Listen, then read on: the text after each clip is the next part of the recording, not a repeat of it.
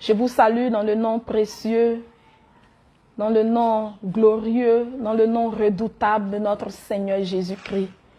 Oui, lui qui est le Dieu de toute âme, de tout esprit. Je bénis son nom en ce soir.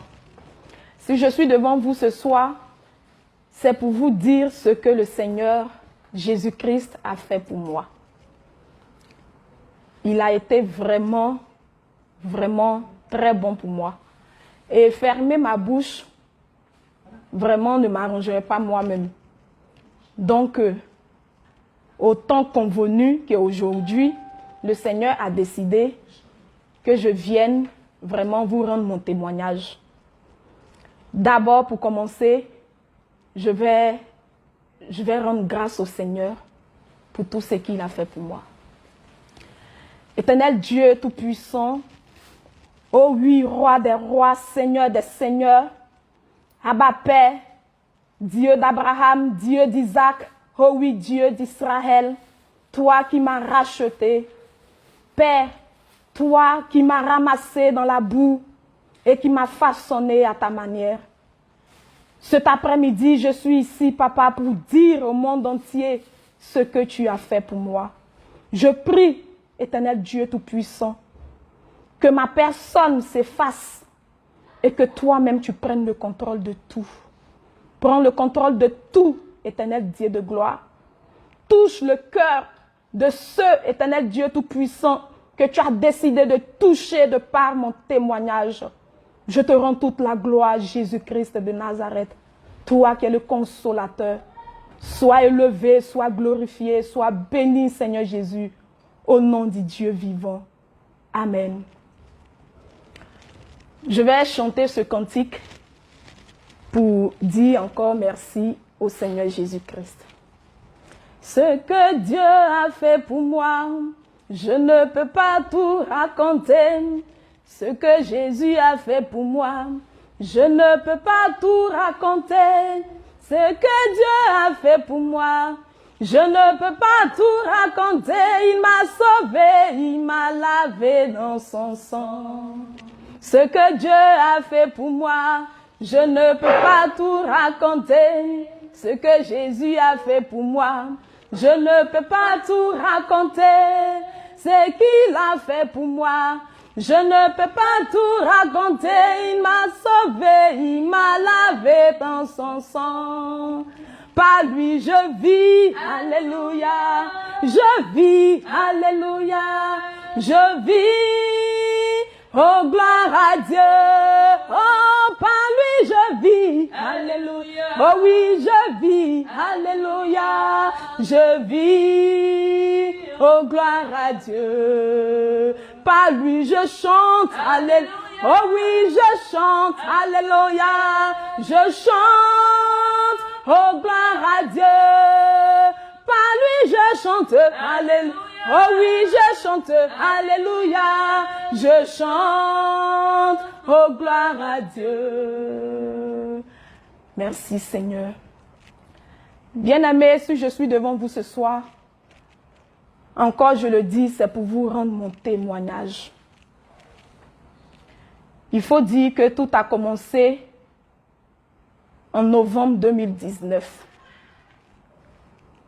Oui, en novembre 2019, c'est là que le Seigneur s'est révélé à moi. C'est là que Jésus-Christ de Nazareth s'est révélé réellement à ma personne. Ma vie n'était qu'opération. On m'opérait pour un rien. J'ai été opérée plusieurs fois. Et les opérations précédentes, vraiment le Seigneur a fait grâce, les choses n'ont pas été aussi compliquées. Et après ça, j'ai été en fonction à Dabou. C'est là que tout a commencé. Bien aimé, quand j'étais à Dabou, vraiment je vivais dans la chair. Avant même d'aller à Dabou, de nature, le Seigneur m'a créé noire, une femme très noire, un noir vraiment très beau. Mais je n'ai pas apprécié ce que le Seigneur avait pris le soin de façonner. Et j'ai commencé à détruire mon corps avec des produits décapants. j'ai utilisé des produits et j'ai changé la couleur de ma peau. Ma famille m'a interpellée plusieurs fois, mais je n'ai pas écouté. Je faisais tellement les produits qu'au niveau de mes pieds, j'avais souvent honte de porter les chaussures ouvertes. Je portais les chaussures fermées. Au niveau de mes doigts, il y avait des taches qui étaient là. Mais par la grâce du Seigneur, aujourd'hui, il a restitué mon teint. Je n'ai pas eu de séquelles, je n'ai pas eu de vergetures et autres. Tout ça, c'est par la grâce du Seigneur. Bien-aimé, comme je le disais, je vivais dans la chair. Je m'habillais très mal, de façon très impudique. Je m'habillais très sexy. J'aimais pas de vêtements qui me flottent le corps. Non, j'aimais toujours des vêtements qui me prennent, qui me servent le corps, de sorte à dessiner ma forme pour que je puisse être appréciée. Et tout ça, ce n'était pas à la gloire du Seigneur. Je le faisais par ignorance. Je me souviens un jour, ma belle-mère m'a interpellée. Elle m'a dit, ma fille, tu sais, tu es belle, tu es jolie. Mais il ne faut pas mettre tout dehors comme ça. En son temps aussi, mon mari aimait bien ça. Parce que je me plaquais, je m'habillais, il était content. Parce que ça dessinait mes formes. Le Seigneur qui m'a donné une forme aussi généreuse. Je ne savais pas, je publiais ça. Et ça fait de moi vraiment une impudique parce que la parole du Seigneur dit que ce n'est pas lorsque tu vas coucher avec la femme seulement que tu commets l'adultère. Mais quand tu es mal habillé et que quelqu'un te regarde et qui te convoite dans son cœur, il a commis l'adultère avec toi. Bien aimé, vous ne pouvez pas imaginer, je travaillais à Dabou, je m'habillais très mal, j'empruntais le car. Toutes ces personnes, ces hommes qui me regardaient et qui couchaient avec moi dans leur cœur, vous ne pouvez pas imaginer. Et tout ceci ne m'envoyait que des maladies. Et vraiment, je me maquillais pas trop, je me maquillais peu, mais j'aimais beaucoup les mèches. Je ne laissais même pas mes cheveux respirer. Il y a des gens même qui n'ont jamais vu mes cheveux. J'étais toujours dans les perruques, les mèches humaines, les talons, les faux ongles, souvent les faux cils et autres. Vraiment, je vivais une vie de Jézabel en étant dans mon foyer. Et mon mari et moi, on avait fait la dot un peu longtemps et on vivait déjà ensemble. Et bien aimé, un volet que j'ai oublié, c'est que je ne me suis pas présentée. Vous avez devant vous votre servante de l'Éternel. À l'état civil, mon nom c'est Aka Ouman Élise, épouse Kakou. Et le Seigneur a changé mon nom, il m'a donné le nom Péniel. Il m'a donné le nom Péniel qui veut dire la face de Dieu. Oui, la face de Dieu. Je vais décortiquer un peu comment est-ce que ce nom s'est attaché à ma vie. Lorsque j'ai passé le BTS, quand on a fini, ma grande sœur qui est au niveau de Beaunois, Aka Marceline, dans son église, il y avait un jeûne de 5 jours pour les appeler. Moi, je ne suis pas appelée, mais j'ai décidé de faire le jeûne avec eux. J'ai décidé de faire 3 jours secs. C'était la première fois que je prenais un jeûne sec. Et le deuxième jour du jeûne, à 14 h, j'étais allée me reposer un peu.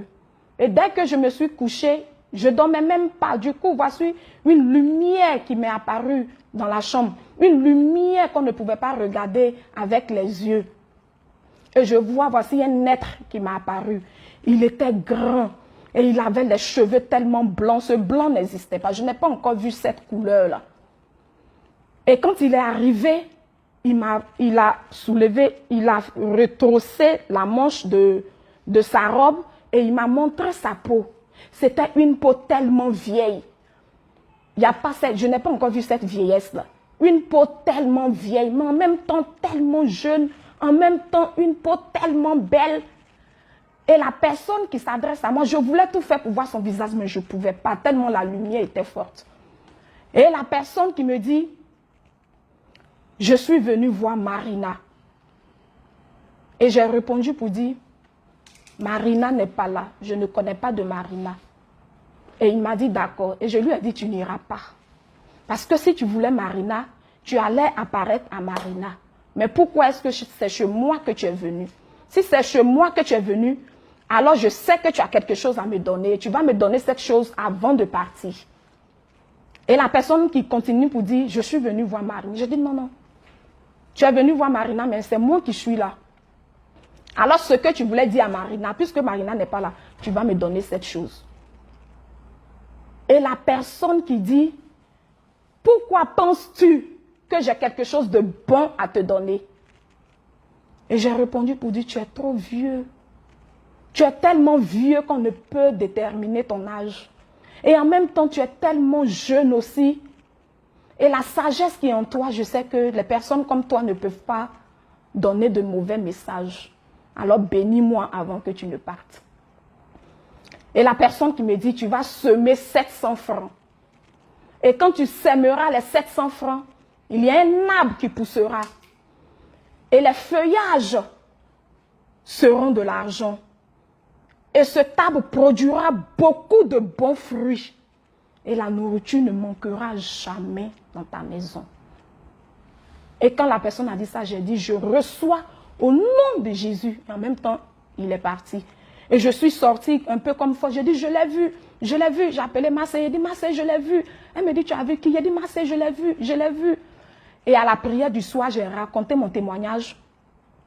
Et l'homme de Dieu qui me dit, Papa Mac, il m'a dit, ma fille, tu viens de lutter avec un ange de l'Éternel et tu l'as obligé à te bénir. Toi, ton nom, c'est Péniel. Alléluia. Péniel qui est tiré du livre de Genèse 30, du verset 26. Alléluia. Alléluia. Nous avons été perturbés un instant par le réseau, mais le Seigneur qui sait faire toutes choses bonnes a tout mis en ordre. Alléluia.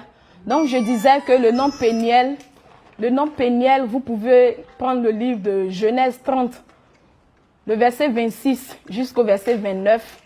Vous allez voir un peu de Genèse 32, excusez-moi, Genèse 32, à partir du verset 29 au verset 26 jusqu'au verset 29.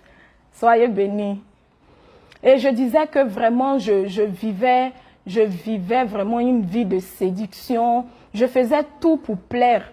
Je partais chaque semaine, ou bien je payais les produits de beauté et je me gommais le corps. Je faisais tout ça. En tout cas, j'avais une peau.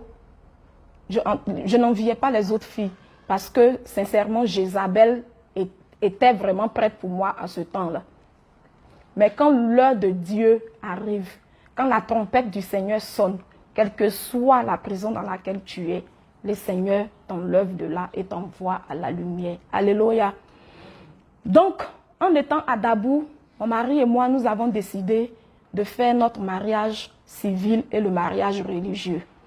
Donc, nous avons fait d'abord le mariage civil à 4 et nous avons convié tous les parents à notre mariage religieux qui s'est déroulé le 9 novembre 2019. Et bien aimé, j'avais décidé comme ça ce jour-là de laisser toute la place au Seigneur. J'étais dans les parures de Jézabel, mais à mon mariage, il n'y a pas eu de son mondain. Tout était purement chrétien. Parce que c'est ce que je voulais au plus profond de mon cœur. Nous avons fait le mariage le 9 novembre. Et j'ai commencé à saigner le 12 novembre. 2 jours après, 3 jours environ. Au début, je me suis dit comme ça que, comme c'est l'émotion préparative du mariage, c'était pour ça que je saignais. Mais bien aimé, 1 semaine, 2 semaines, là j'ai commencé à m'inquiéter. Et j'ai dit à mon mari, non bon, vraiment, je saigne. Et cette fois-ci, c'est différent, ça vient beaucoup. Et je ne sais pas, je suis devenue pâle, je suis devenue faible. Et j'ai commencé à aller voir des personnes qui pouvaient m'aider dans ce sens-là. Je suis allée voir des gynécologues au niveau de Dabou. Ils ont dit que là où les fibromes étaient, là, c'est un peu risqué. Et que si on m'opérait, ils allaient peut-être être obligés d'enlever tout ce qui fait de moi une femme. Alors que le Seigneur n'a pas dit ça. j'ai laissé Dabou. Je suis venue à Abidjan. J'ai fait les grands hôpitaux d'Abidjan, bien aimés. Ils m'ont tous raconté les mêmes choses. Et ma grande sœur, Madame Kadio Béatrice, elle m'a dit, ma petite sœur, il y a un gynécologue qui est à Cocody. Je vais t'envoyer chez lui. Je vais te donner son numéro, tu vas l'appeler. Si tu vas, qu'il dit qu'il ne peut rien faire, on va aller chercher ailleurs. Et je me suis rendue chez ce monsieur en question. Bien aimé, j'ai eu le temps pour faire toutes ces courses parce que j'avais pris en même temps mes congés juste après le mariage. Donc j'avais 45 jours. Je ne sais pas que vraiment le Seigneur avait disposé ces 45 jours-là pour faire des choses merveilleuses dans ma vie.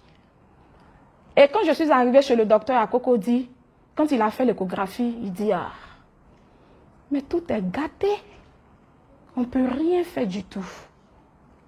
Et je dis, quoi, comment on ne peut rien faire? Il dit, on ne peut rien faire parce que les myomes, là, vraiment, ça a tout détruit. Je peux t'opérer, il n'y a pas de problème, mais je serai obligée de tout enlever. Ça vient confirmer encore ce que le docteur de Dabou avait dit. Je suis allée voir d'autres médecins, j'ai appelé des médecins à la PISAM.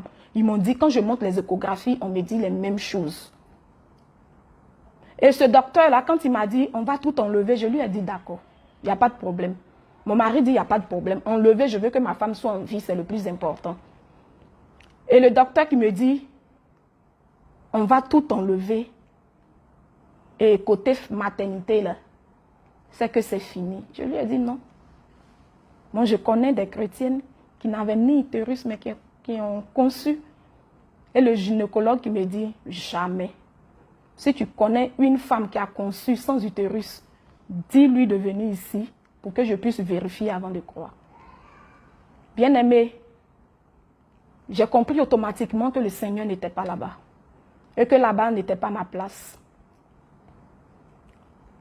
Et j'ai dit au docteur, moi, même si tu enlèves tout, moi, Élise, je vais venir te présenter des enfants ici et tu ne vas pas croire. Il m'a dit, c'est ce qu'on va voir. Et comme je continuais de saigner, il m'avait mis sur un traitement de 3 jours, un comprimé par jour pour pouvoir calmer le sang. Mais ça ne s'est pas calmé. 3 jours, ça ne s'est pas calmé. Quand je l'ai appelé, il m'a dit de faire overdose. Je prenais maintenant 2 comprimés matin, 2 comprimés le soir. Un comprimé qu'on devait prendre 1 par jour. J'ai fait ça, ça n'a pas marché. Je suis retournée encore chez lui. J'étais maintenant dans 3 semaines de saignement. J'ai commencé à être pâle. Et en ce moment-là, bien aimé, je n'avais plus envie de faire quoi que ce soit. Plus envie de porter de perruque. Plus envie, j'enlevais mes boucles d'oreilles. Je ne pouvais plus me maquiller. Et comme mes cheveux étaient dérangés sur ma tête, j'étais obligée de me voiler. C'est là que tout a commencé. Et là, maintenant, mes prières montaient. Puisque je n'avais ni boucle d'oreille, ni mèche. Je ne pouvais plus me maquiller. Et je ne pouvais plus rien faire. Puisque ce que je cherchais, c'était ma guérison. C'était comment faire pour retrouver cette paix-là. Et le Seigneur a disposé les choses. Je suis restée là, comme ça, et mon voile sur ma tête. Là, maintenant, j'ai commencé à réaliser qu'il me faut porter des habits décents. Parce que si je ne porte pas des habits décents et que le sang me mouille, on me verra. Là, j'ai commencé à porter maintenant des trucs longs. Et le docteur m'a dit que lui, il va tout enlever. Donc, bien aimé, je suis quittée là.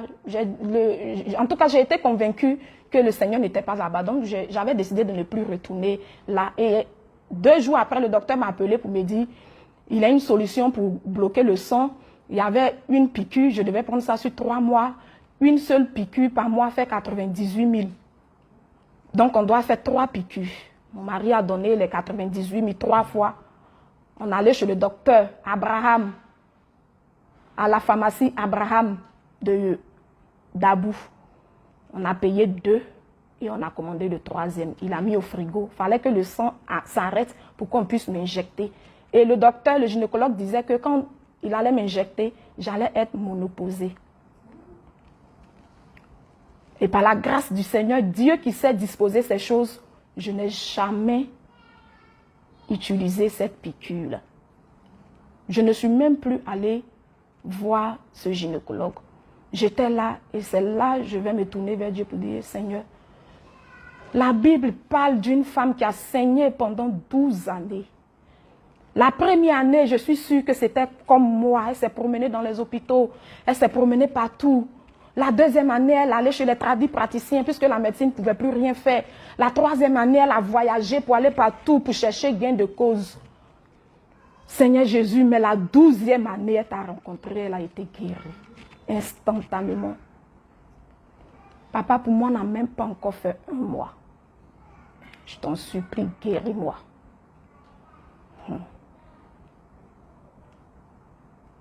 Et j'ai continué comme ça. Mon mari me dit, mais chérie, allons. Je lui ai dit, non, je ne peux pas.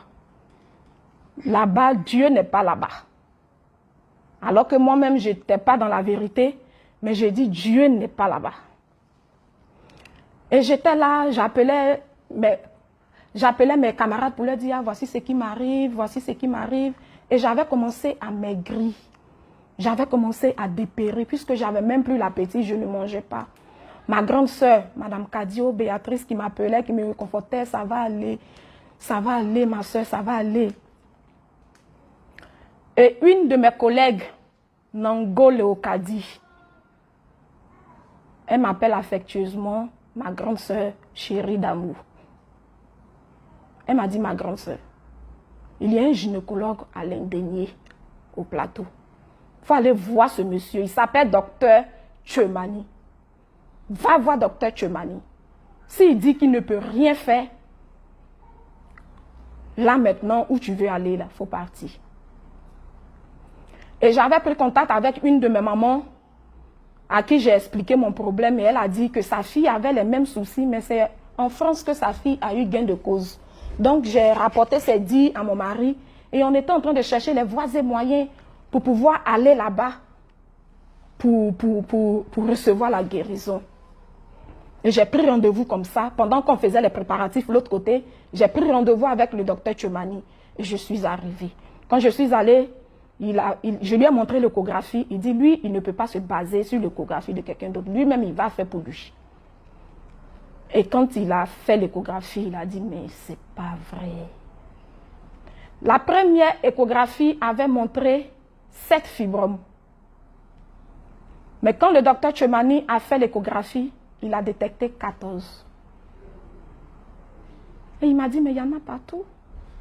Comment c'est possible? Mais ici, tout est gâté. Et il m'a regardé avec un sourire, il m'a dit, quand c'est compliqué, c'est là que le Seigneur travaille. Alléluia. Il a dit, notre Seigneur, il est le Dieu des cas impossibles. Quand ça devient difficile, c'est là que Dieu utilise, lui, sa main pour travailler. Et donc, j'ai béni le Seigneur, j'ai dit, alléluia, j'ai dit, merci Seigneur. Je lui ai dit, docteur, donc vous pouvez m'opérer. Il dit, on va faire le travail tranquillement. Et il a dit, il n'y a que 14. C'est pas beaucoup, il n'y a que 14. On va t'opérer et tu vas retrouver la santé. En 2 semaines, tu vas reprendre ton boulot, tout va aller de l'avant. Il m'a mis en confiance et j'étais sortie de son bureau, toute heureuse. Et j'ai appelé mon mari, je lui ai donné la bonne nouvelle. J'ai dit, Lambon, je suis allée voir le docteur et par la grâce du Seigneur, il dit, tout va bien se passer. Donc s'il dit, tout va bien se passer, alors nous allons nous préparer pour partir. Et le docteur, qui m'a aussi mis sur traitement, un traitement où on prend un comprimé. Et lorsque j'ai commencé le traitement, en tout cas par la grâce du Seigneur, les saignements se sont arrêtés. Alléluia. Les saignements se sont arrêtés. Et quand les saignements se sont arrêtés, le docteur a programmé l'opération automatiquement dans 2 jours. On avait déjà fait tous les papiers et autres. Et nous sommes partis pour l'opération. Bien-aimé, avant d'aller me faire opérer, il fallait voir l'anesthésiste. Et quand je suis allée voir l'anesthésiste, il m'a fait comprendre qu'il ne pouvait pas m'endormir totalement. Qu'il allait faire une opération une anesthésie locale, comme dans une césarienne. Je lui ai dit, il n'y a pas de souci. Et il a dit comme ça, si tu t'endors, ce n'est pas sûr que tu te réveilles. Et je lui ai dit, ok, j'ai compris. Et la peur était dans mon ventre. Comment est-ce que je vais assister à peut-être 5 heures d'opération, les yeux ouverts? Les opérations passées, on m'endormait, je ne voyais rien du tout. Mais cette fois-ci, il fallait que j'assiste à ma propre opération. Et je suis allée, c'est une Libanaise qui était venue pour me nettoyer. Et j'avais mon alliance qui était là. Et la Libanaise m'a regardée, m'a dit, ma chérie, on ne va pas au front avec les ornements, on lève ta bague. J'étais tellement attachée à ma bague de mariage, j'étais tellement liée à cet objet-là qui était rempli de diamants, de convoitises mondaines. Mais j'enlevais quand même, avec beaucoup d'hésitation. J'enlevais mon alliance et j'ai remis à la dame. Elle a gardé mes affaires et nous sommes rentrés au bloc. Les témoins de l'opération étaient ma grande sœur, Kadio, Béatrice et mon mari, M. Kakou. Ce sont les deux qui étaient là. Et nous sommes rentrés au bloc. Le docteur, il m'a regardé pendant qu'ils étaient en train de me faire l'anesthésie. Le docteur, il m'a demandé, il m'a dit, ma fille, est-ce que tu veux qu'on mette une adoration ou bien une louange? Ça dépend de toi. Je lui ai dit, mettez une adoration pour que le Seigneur vraiment prenne le contrôle de tout. Et ils ont mis une adoration. Bien aimé, l'opération a commencé.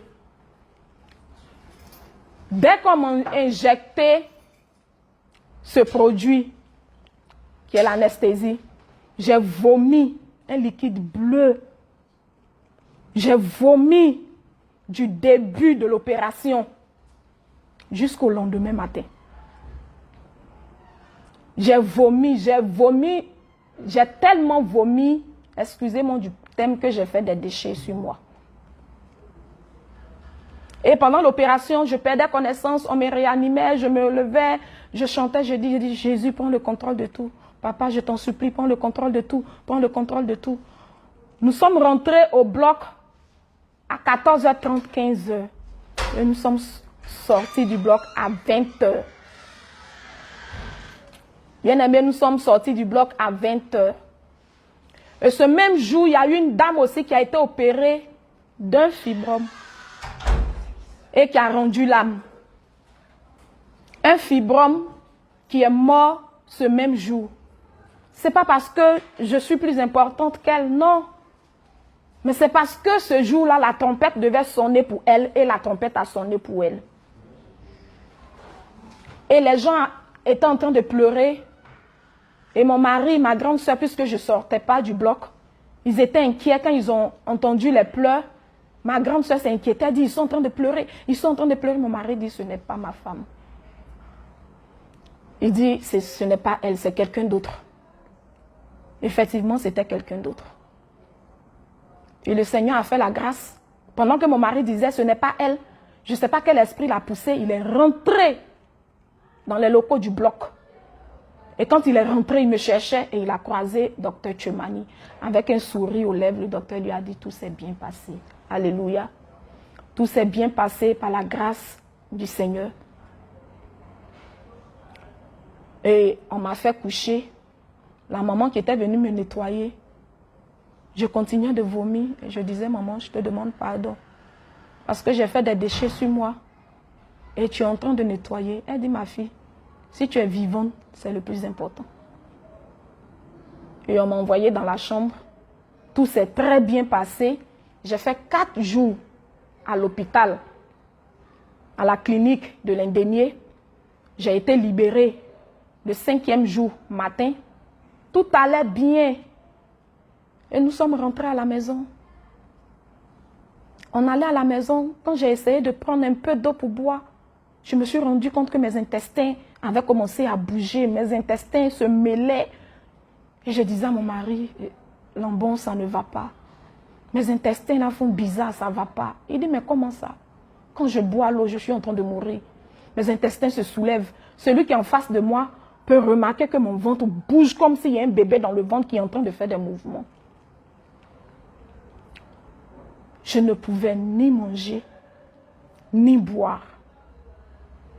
On a appelé le médecin, il dit continuez les médicaments. Comme ça a été vraiment une opération délicate. Bien aimé, quand l'opération est terminée, au début c'était 7 fibromes.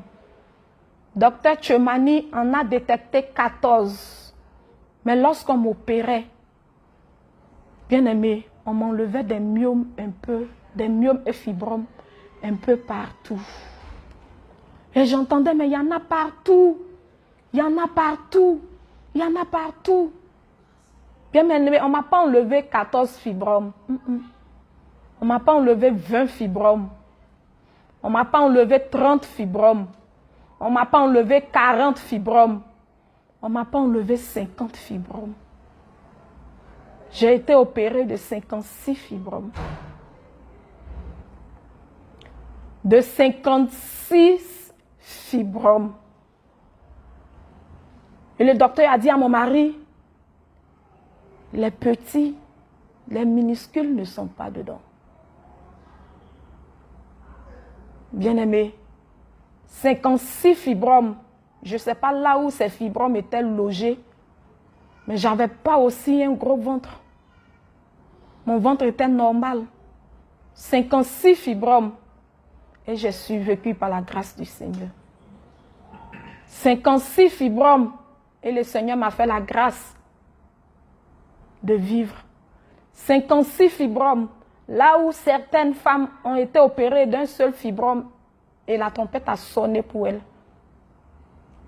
Moi, le Seigneur a dit, ce n'est pas encore le moment. Quand nous sommes retournés en chambre, comme envoyé, ils ont fait sortir le seau. J'ai dit, je ne regarde pas. Parce que je ne pouvais pas supporter de regarder toutes ces vilaines choses-là qui étaient sorties de mon ventre. Je ne savais pas pourquoi.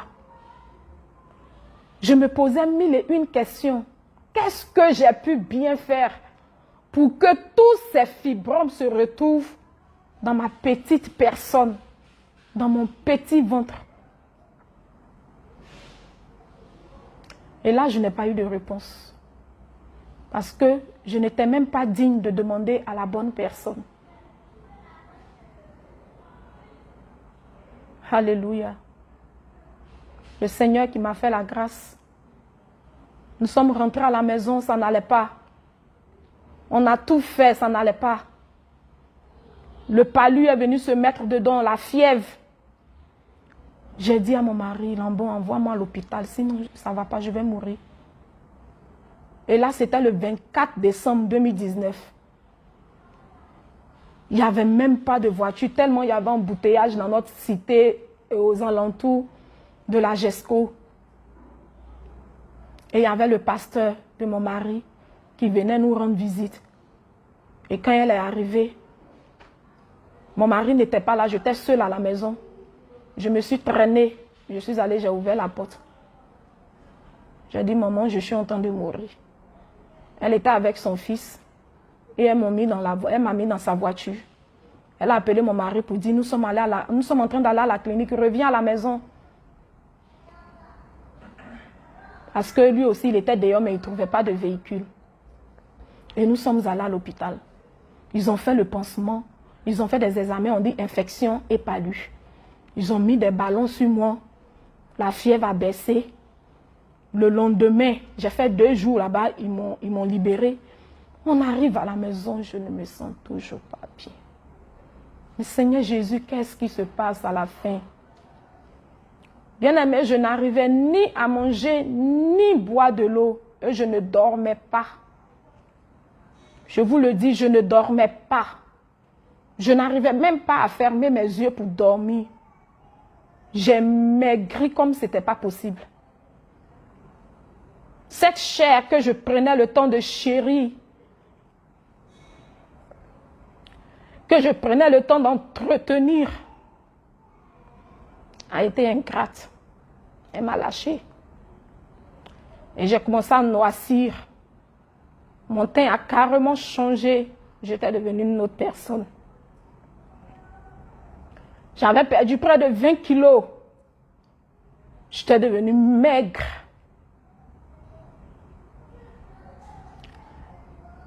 Et ma grande sœur avait fait une délégation pour venir nous voir à Yopougon.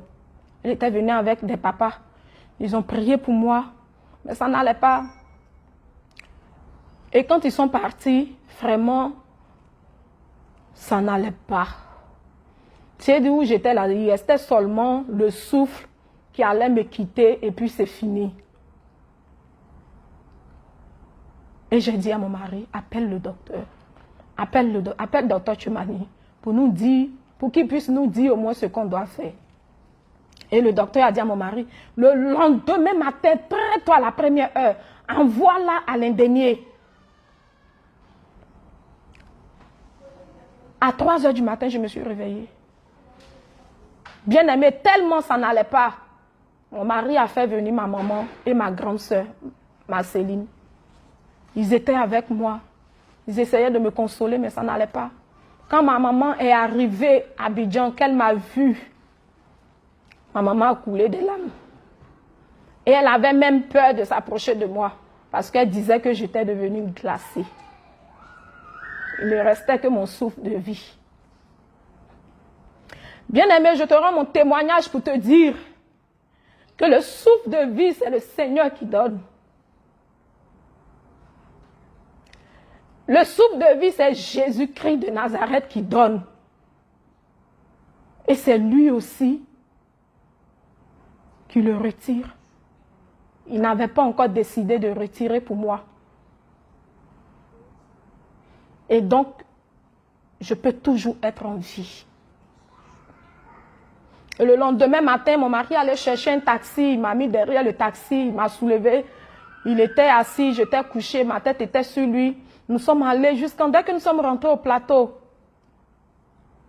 Le pneu arrière du véhicule a éclaté. Bah. On ne pouvait plus partir. Tout le monde nous regardait. Mon mari ne pouvait pas descendre parce que ma tête même, dès que je ne pouvais rien faire. Et ma grande sœur Béatrice déjà nous attendait à l'indénié à 6 heures. Et le chauffeur qui a pris le temps de changer le pneu, quand il a fini, il a pris au moins 45 minutes. Alors que j'étais en train de me tordre de douleur, j'étais en train de mourir. Et tout ce que je disais, Jésus sauve-moi. Jésus sauve-moi.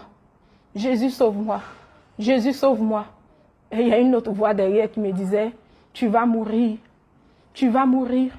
Tu vas mourir. Mais encore, j'entendais une autre voix qui me disait, je suis avec toi. Je suis avec toi. Et cette voix me donnait de l'assurance. Et quand nous sommes arrivés à l'indénié, quand le taxi a garé, ma grande sœur a coulé des larmes. Parce que la Élise qu'elle connaissait, la Élise qui prenait du temps pour elle-même, la Élise que tout le monde regardait, la Élise que tout le monde peut-être enviait, cette Élise a disparu. Et je suis restée comme si je n'avais jamais mangé de toute ma vie. Alors ils m'ont fait rentrer aux urgences. En moins de 5 minutes, on m'a mis près de 8 ballons. Quand on met, ça finit. On met, ça finit. Et ils ont envoyé une maman pour qu'elle puisse venir faire le pansement. Quand elle est venue, qu'elle a enlevé le sparadrap qui était sur la plaie bien-aimée, j'avais fait une infection. J'avais fait une infection et il y avait du pus. Et ils ont appelé le docteur Chumani pour demander la conduite à tenir. Et il leur a dit de presser la plaie jusqu'à ce que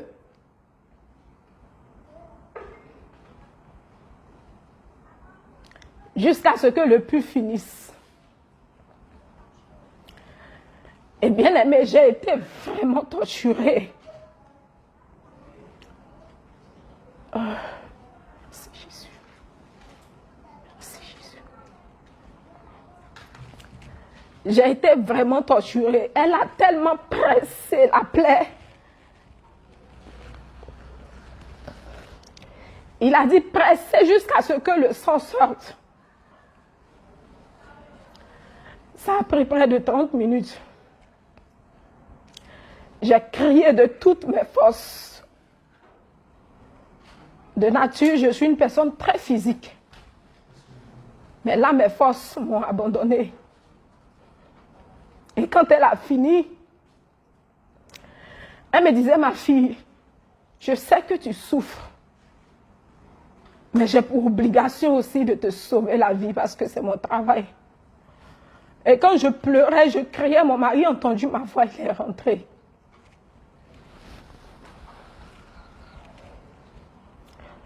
Et quand il est rentré, je lui ai dit, chérie, je sens que je vais mourir. Il m'a dit, non, tu ne mourras pas. J'ai dit, si. Je sens que je vais mourir, je sens que je vais partir. Il a dit, non, tu ne mourras pas. Et quand c'est fini, le docteur a demandé à ce qu'on m'envoie dans son bureau. Il a demandé à ce qu'on m'envoie dans son bureau. Et quand je suis arrivée là-bas, il a fait une échographie rapidement. Il a dit qu'il y avait du sang qui était stocké au niveau de l'utérus. Il fallait qu'il enlève ce sang-là.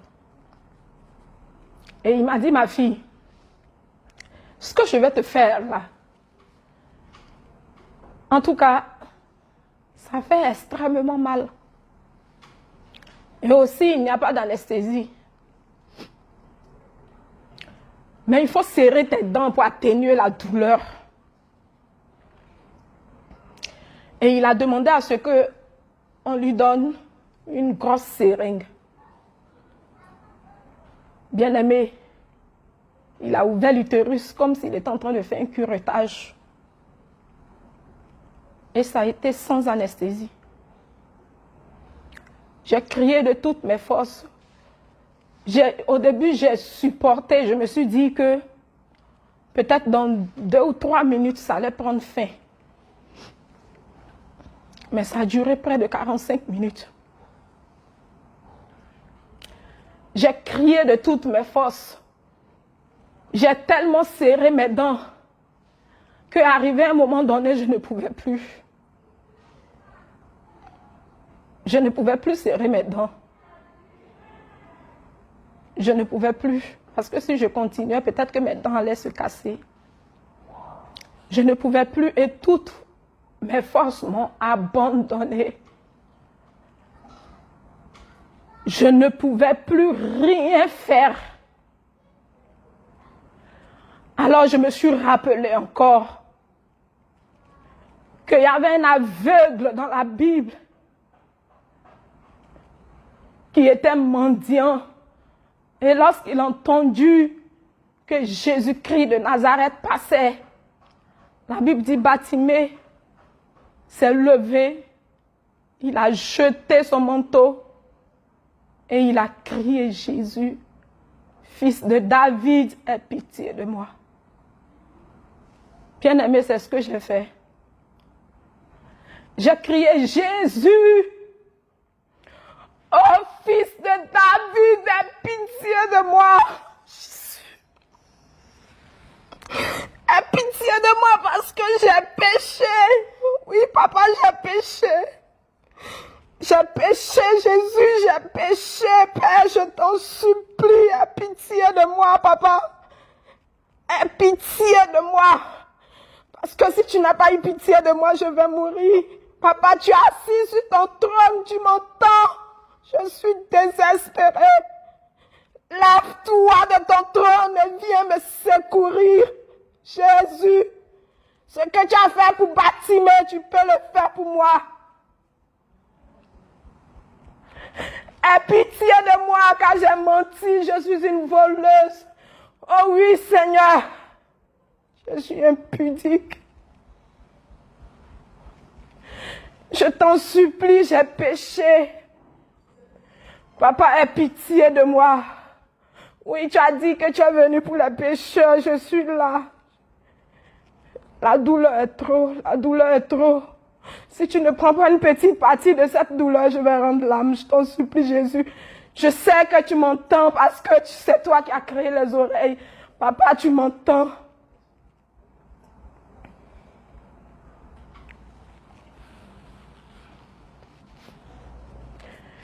Et le docteur qui m'a regardé. Et ça continuait encore. Ça continuait encore. Mais cette fois-ci, après avoir fini de crier, c'est comme si on m'avait mis de l'anesthésie. Je ne sentais plus mon corps. Alors je suis restée là couchée. Quand il a fini, ils m'ont mis dans les poussettes là. Et quand je suis sortie de là, toutes les femmes pleuraient. Et ils sont allés, ils m'ont déposé sur le lit. Bien aimé, j'avais pour habitude de m'habiller mal, de me dénuder. Et j'ai été dénudée dans les hôpitaux. Tout le monde a vu ma nudité. Tout le monde a vu ma nudité. Je ne pouvais même pas tirer le drap pour mettre sur moi parce que je n'avais plus de force. Alors ils sont allés, ils m'ont jeté sur le lit. Et tellement la plaie avait été infectée, ils ont réouvert la plaie et ils ont cousu. Ils sont allés, ils m'ont jeté sur le lit. C'est ma grande sœur qui était avec moi. Et quand on m'a mis sur le lit, je ne pouvais rien faire. C'était le 27 décembre 2019. Je ne pouvais rien faire. Je ne pouvais même pas lever mon bras, même pas lever mon doigt, même pas faire quelque chose. Tout ce que je pouvais encore remuer ma bouche. Et je regardais ma grande sœur qui était arrêtée sur ses pieds. Et moi, j'étais couchée et je lui disais, je souffre. Elle me disait, ça va aller, Dieu va faire, ça va aller. Et arrivé à un certain moment, je sentais qu'il y a une force qui voulait sortir de moi. Une force qui voulait sortir de moi et ça commençait par les pieds. Et je disais, non, je ne veux pas mourir. Je ne veux pas mourir. Jésus, je ne veux pas mourir. Je t'en supplie, je ne veux pas mourir. Je ne veux pas mourir. Et comme je me débattais, ma grande soeur est venue vers moi. Elle dit, il y a quoi? Je ne pouvais même pas parler. Je lui disais que je tournais ma tête. Et je voyais qu'elle s'est déplacée. Avant qu'elle ne se déplace, je disais que même si il faut que je meure aujourd'hui, je vais chanter. Je vais chanter. Même si c'est la dernière chose qui me reste à faire, je vais chanter. Et j'ai commencé à chanter. Avec une toute petite voix qui ne sortait même pas. Et voici le cantique que j'ai chanté. Jésus, fangano malem, blalolomi. Jésus, fangano malem, blalolomi. Nyamye wa, fangano malem, blalolomi. Jésus, fangano malem, blalolomi. Jésus, je n'ai plus de force, mets-moi au dos.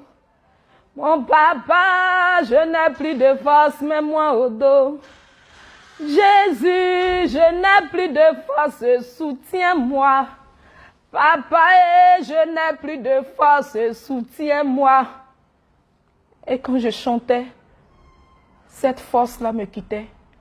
Ça a commencé par mes pieds, jusqu'à quand ça arrivait au niveau de ma hanche ici. Ma grande sœur, elle est sortie, elle allait chercher les infirmières. Je la voyais qui disait, j'arrive, je vais chercher quelqu'un. Elle me disait, Élise, il y a quoi, Élise, il y a quoi, Élise, il y a quoi? Et elle est sortie. Bien-aimé, c'était mon âme qui me quittait. Et c'est quitté, c'est quitté, c'est quitté. Et j'ai continué de chanter, j'ai continué de chanter. Arrivé un moment, je me suis retrouvée dans un grand vide. Un vide inexplicable. Dans l'obscurité totale. Et je disais, Jésus, je suis morte. Seigneur, je suis morte. Oh, je suis morte. Je suis morte. Et là où j'étais, dans ce vide-là, c'est comme si mon côté gauche avait été paralysé. Et mon côté droit, je pouvais toujours prendre appui dessus. Et je m'appuyais sur mon côté droit.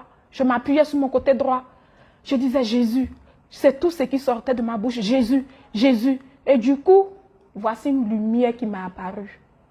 Alléluia.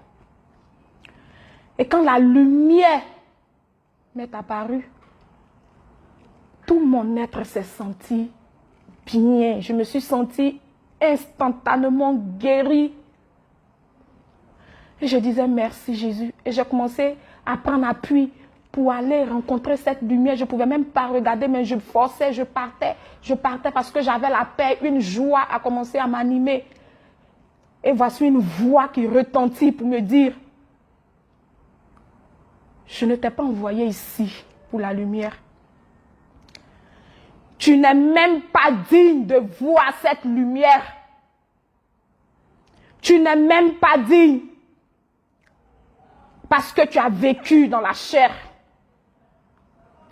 Tu as vécu une vie qui n'honore point mon nom. On t'a interpellé, mais tu as continué sur ton chemin. Ce n'est pas plus grâce que tu vois cette lumière. Et je disais, je veux rester, je veux aller encore vers la lumière. Et la voix qui continue pour me dire, si je te montre ne serait-ce qu'une seule fleur de cet endroit, tu vas vouloir rester. Mais comme je te le dis, tu n'es pas digne. Tu n'es même pas digne. Le manteau qui est sur toi ne te permet pas de rentrer ici, même pas de voir cette lumière, même une toute petite partie de cette lumière. Mais je te montre pour que tu saches que cet endroit existe. Et je disais, je veux rester. Je veux rester parce que je me suis sentie guérie, je me suis sentie en paix, je me suis sentie libérée. Et la voix qui continue pour dire, je t'ai envoyé ici pour là-bas. Et quand la voix a dit là-bas, il y a un grand vent qui est venu et qui m'a projeté sur le côté gauche, qui était le côté malade. Et quand le vent m'a projeté, bien aimé, je me suis retrouvée dans une cage, suspendue à un château de feu. Je n'ai été qu'une spectatrice. Je n'ai pas vu le visage de ceux qui tombaient dans ce lac de feu, ceux qui tombaient dans ce feu ardent, dans ce souffle de feu. Bien aimé, l'odeur qui était là-bas. Je ne pouvais ni respirer, je ne pouvais rien faire. Et j'étais emprisonnée. Et je criais, Jésus, sauve-moi. Je criais, Jésus, sauve-moi. Et le château qui était implanté dans ce lac de feu, c'est comme si c'était un volcan qui quittait dans ce château et qui jaillissait. C'est comme si ce château-là crachait encore du feu. Et il y avait des milliers, de millions de personnes qui tombaient dans ce château de feu-là. Et il y avait des démons. Bien aimés, ils étaient grands, avec des cornes, des queues, ils étaient horribles à regarder, ils étaient vilains, ils étaient nombreux et ils étaient arrêtés de part et d'autre du château. Et ceux qui tombaient, les démons qui criaient, pour l'éternité, pour l'éternité. Et ceux qui tombaient, bien aimés, vous n'allez pas me dire ces milliers de personnes qui tombaient étaient tous des chrétiens. Non. Mais tout le monde avait un seul mot dans la bouche. Jésus. Jésus, sauve-nous. Jésus, aie pitié. Jésus, je t'en supplie. Je n'ai pas entendu un autre nom là-bas. si ce n'est que le nom de Jésus. Et les démons qui criaient, pour l'éternité, Jésus sauve-nous, pour l'éternité, Jésus sauve-nous. Et la voix qui me dit, tu es ici pour l'éternité. Et quand je vais finir de te parler, tu vas te retrouver dans ce lac de feu comme les autres personnes. Et j'ai dit, non, non, je t'en supplie Jésus. Je suis une personne généreuse, je suis gentille, je n'ai fait du mal à personne. Et il a dit, si.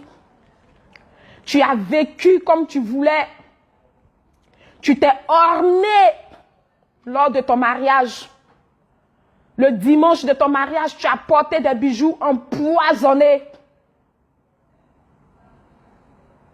Et ça a été comme une télévision, un écran.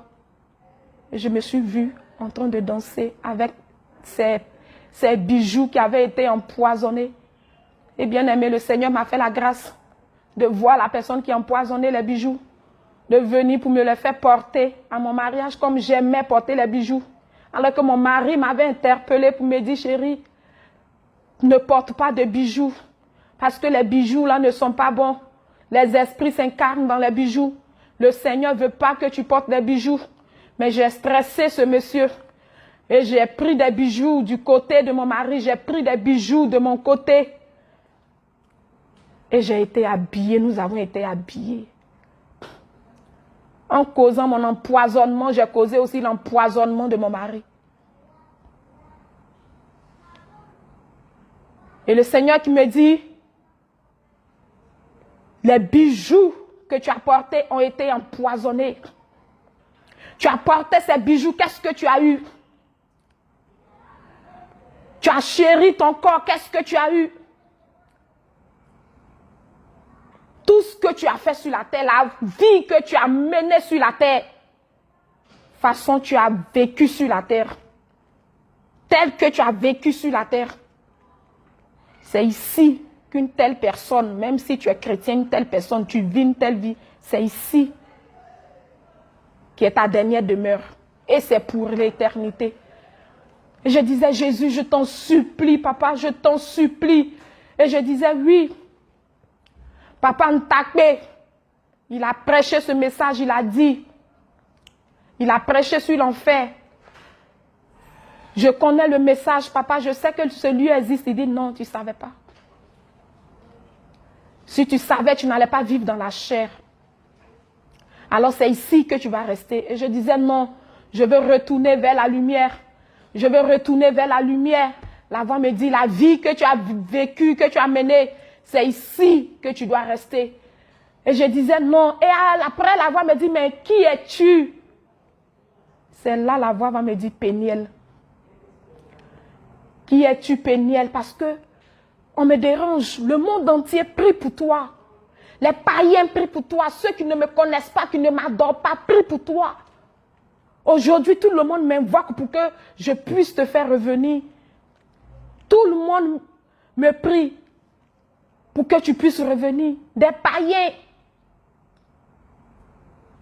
Et j'ai continué pour dire, Seigneur, si un jour j'ai donné un verre d'eau à un de tes serviteurs et que ton cœur a été réjoui, je t'en supplie, ramène-moi. Et ce que tu veux que je fasse, je vais le faire pour toi. Et il m'a dit, je vais te faire retourner. Alléluia. Je vais te faire retourner. Mais si tu vas, dis au monde que je ne suis pas dans les bijoux. Dis au monde que tout ce que tu as mis sur ton corps, je n'ai jamais été dedans. Je te fais la grâce de repartir. Mais si tu vas, dis-leur que je ne suis pas dans les bijoux. Quel que soit le format, que ce bijou soit petit, je ne suis pas dedans. Et j'ai continué à dire, je veux rester vers la lumière. Je veux rester vers la lumière. Et après, j'ai senti comme si mon mari allait trop me manquer. Mon mari est en train de prier pour moi. Et la voix qui me dit, ton mari prie pour toi. Ton mari prie pour toi. Et il a toujours prié pour que ce jour arrive. Il a toujours prié pour que tu me croises, pour que tu voies ma face. Il a toujours prié pour que la manière dont tu t'habilles change. Il a toujours prié pour que ton cœur soit converti. Alors aujourd'hui, je te ramène. Et moi, je continuais à dire, je veux la lumière. Et ce vent est venu me ramasser pour me faire tomber dans le château de feu. Bien-aimé, le feu m'avait tellement brûlé que tout le bas de mes pieds était devenu plaie. Je ne pouvais pas marcher. Tout mon dos, jusqu'au bas de mes fesses, mes cuisses, était devenu plaie. Mon mari est le témoin de tout. Il a été le témoin de tout.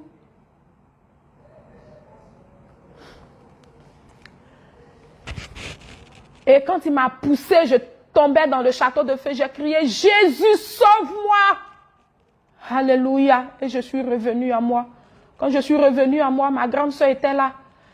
Elle me regardait et dit, Élise, il y a quoi? Pourquoi? Élise, il y a quoi? Je ne pouvais pas parler. Et tout ce qui sortait, c'était pour l'éternité. Pour l'éternité. Pour l'éternité. Jésus, sauve-moi pour l'éternité. J'ai failli devenir. J'ai failli perdre la raison. J'ai été tellement étouffée que j'ai dit à ma grande soeur, je vais boire de l'eau. C'est la première chose que je lui ai dit. Je lui ai dit, ma grande soeur, s'il te plaît, je veux boire de l'eau. Je veux boire de l'eau parce que aucune goutte d'eau ne se trouve en enfer, bien-aimé. Si tu as l'occasion aujourd'hui de te repentir, repens-toi. Parce que j'ai vécu 2 petites minutes là-bas, mais ça a dépassé un siècle. Parce que la douleur que j'ai vécue, le feu qui m'a brûlé, la soif en une fraction de minute. Bien-aimé, même à ton pire ennemi, tu ne peux pas souhaiter ces choses. Alors quand je suis revenue à moi, la voix continue à me parler pour me dire, tu vas raconter, mais tu le diras en premier à mon serviteur, à mon oint. Alors je n'ai pas pu dire quelque chose à ma grande sœur. Et je suis restée là pour l'éternité, pour l'éternité, pour l'éternité. Et ce jour-là, mon mari, qui avait perdu sa grand-mère, était au niveau du village. Et quand il est revenu le soir, je voulais lui expliquer. On était assis comme ça, on parlait. Il me disait comment ça va. Je ne pouvais même pas bien parler. Je lui disais, ça va un peu, ça va un peu. Et j'ai vu, ma grande soeur a demandé à rentrer. Et mon mari, qui était là, je ne sais pas s'il était en train de somnoler ou quoi, je ne sais plus s'il somnolait. Du coup, j'ai vu une grande lumière qui m'est apparue encore dans la chambre de l'hôpital. Et je disais, je ne veux plus aller là-bas, je ne veux pas mourir. Je ne veux plus aller là-bas, je ne veux pas mourir. Jésus, je t'en supplie, je ne veux pas mourir. Et là, c'est une femme qui m'est apparue. Une femme qui était habillée de façon décente, qui n'avait, bien aimé, qui n'avait ni mèche, qui n'avait ni bijoux, qui n'était ni maquillée, qui n'avait ni d'alliance, qui n'avait rien. Une femme qui était dépouillée, une femme qui était éclatante de lumière qu'on ne puisse même regarder avec les yeux. Une femme qui était vêtue et les manches vraiment couvraient son corps, couvraient son cou. Elle était tellement bien habillée et elle m'a appelé 3 fois. Elle m'a dit, Péniel, Péniel, Péniel. Et la 3e fois, j'ai eu peur, j'ai dit, mais voici. Elle me dit, le Seigneur m'envoie te dire qu'il ne veut plus voir de mèche sur ta tête. Le Seigneur ne veut plus te voir défriser tes cheveux. Il ne veut plus que tu tues la nature, que tu dégrades la nature de tes cheveux. Ce qu'il t'a donné, c'est ce que tu vas garder sur ta tête à partir d'aujourd'hui. Le Seigneur ne veut plus que tu retournes dans les boucles d'oreilles, dans les chaînes, dans les bracelets. Il ne veut plus que tu portes de bijoux. Il ne veut plus qu'un seul bijou touche ton corps. Parce que ton corps est son temple. Et son temple est saint. Et elle a continué pour me dire, est-ce que je ne suis pas bien habillée? Et j'ai dit si. Elle m'a dit, est-ce que je ne suis pas belle? J'ai dit si. Elle a dit, mais pourtant je suis dépouillée. Pourtant je ne suis ni maquillée. Je n'ai pas porté de boucles d'oreilles. Je n'ai pas porté de perles. Je n'ai pas mis de perruque, ni de mèche. Mais je suis belle. Et elle avait son voile qui était attaché à sa hanche. Et elle enlevait son voile. Et elle s'est voilée pour me montrer comment est-ce que désormais je dois voiler mes cheveux. Elle m'a dit, voici comment le Seigneur veut que tu sois, Péniel. Et elle a dit, le Seigneur va t'enseigner. Le Seigneur va t'enseigner ses voies. Il va t'enseigner ses voies. Il va te donner de la nourriture jusqu'à ce que tu sois rassasié. Et j'ai dit, je reçois. Quand j'ai dit, je reçois, automatiquement la lumière est partie. Alléluia. Et je suis revenue encore à moi.